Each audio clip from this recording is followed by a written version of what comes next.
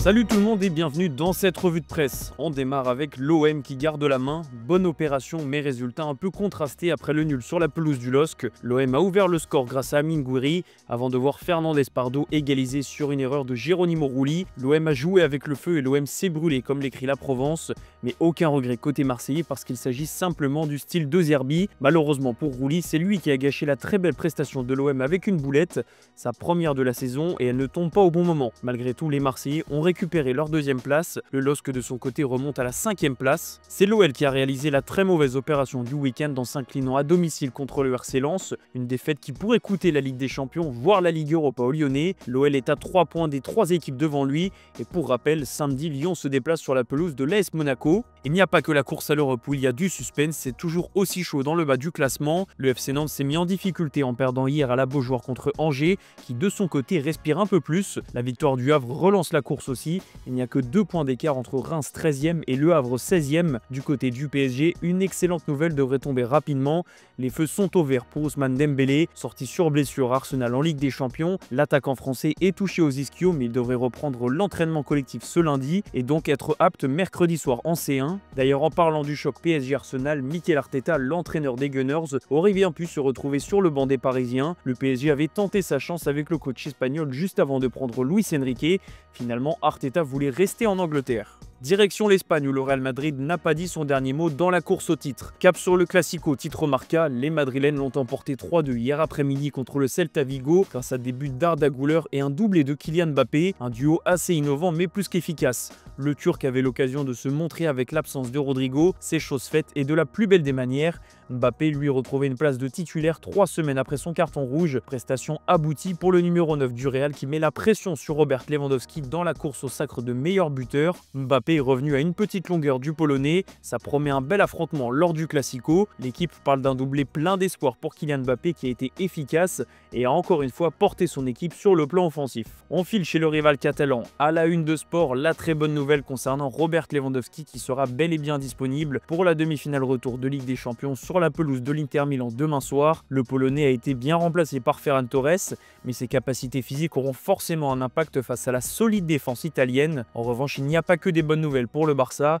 Alejandro Balde était espéré pour ce match, mais il ne devrait pas être disponible. Un coup dur pour Barcelone qui va devoir trouver une solution afin de le remplacer. Côté interiste, Lautaro Martinez lui devrait être là. L'attaquant argentin a annoncé à Simone Inzaghi qu'il était prêt à jouer. Le champion du monde devrait s'entraîner ce lundi avec ses coéquipiers. Pour Hansi Flick, l'effectif est quasi au complet, mais avec ses quelques absences, il doit modifier 2-3 choses dans son 11 comme l'écrit sport. Eric Garcia devrait débuter pour remplacer Jules Koundé. Gérard Martin aussi, malgré son match compliqué la semaine dernière. Robert Lewandowski lui est annoncé remplaçant. Dans la presse catalane, on a déjà la rage contre le choix de l'arbitre. Simone Marcignac arbitrera cette demi-finale retour. Alors le journal Sport a listé toutes ses erreurs en Ligue des Champions, mais surtout ce petit détail important en Espagne, il a déjà été aperçu avec une trousse de toilette du Real Madrid. Résultat, les médias se plaignent de la désignation de cet arbitre.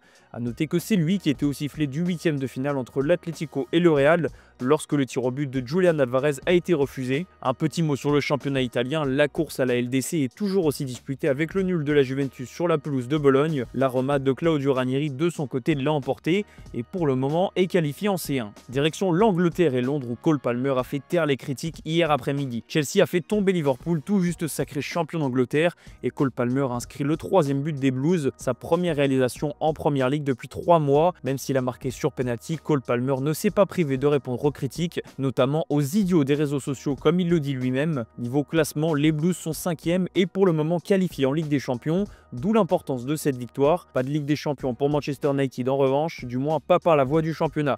Les Red Devils ont perdu 4-3 sur la pelouse d'une équipe de Brentford rajeunie. Les matchs se suivent et se ressemblent pour Manchester. Le coup dur pour Ruben Amorim, c'est la sortie sur blessure de Mathis de Ligt qui revenait tout juste de blessure. L'objectif suprême pour Manchester United désormais, c'est de gagner la Ligue Europa pour sauver cette saison catastrophique en championnat et donc de décrocher une qualification en Ligue des Champions par le chemin de la C3. On va finir en Allemagne où le Bayern Munich a décroché son 34e titre de champion d'Allemagne du canapé comme l'écrit Bild, enfin plutôt du restaurant où s'est retrouvée toute l'équipe. Le Corriere illustre d'ailleurs le sacre du Bayern avec une photo prise hier soir. C'est un jour de fête pour Harry Kane et la presse européenne ne manque pas de le souligner. Toujours considéré comme un éternel perdant, l'attaquant anglais a remporté le premier titre majeur de sa carrière avec cette Bundesliga. Enfin, écrit Marca, Même le Daily Mirror est assez ironique sur le sujet en expliquant qu'il peut enfin célébrer un trophée collectif. L'équipe de son côté est plus centrée sur le rôle capital de Vincent Kompany. Le Belge n'était pas dans les premiers choix du Bayern l'été dernier, mais la saison bavaroise a été très bonne, que ce soit en championnat ou même en Ligue des Champions, avec un quart de finale disputé jusqu'au bout face à l'Inter Milan. De bon augure pour la suite au Bayern Munich. Voilà, c'est la fin de cette revue de presse les amis, merci de l'avoir suivi et on se donne rendez-vous dans l'après-midi pour le JT Foot Mercato.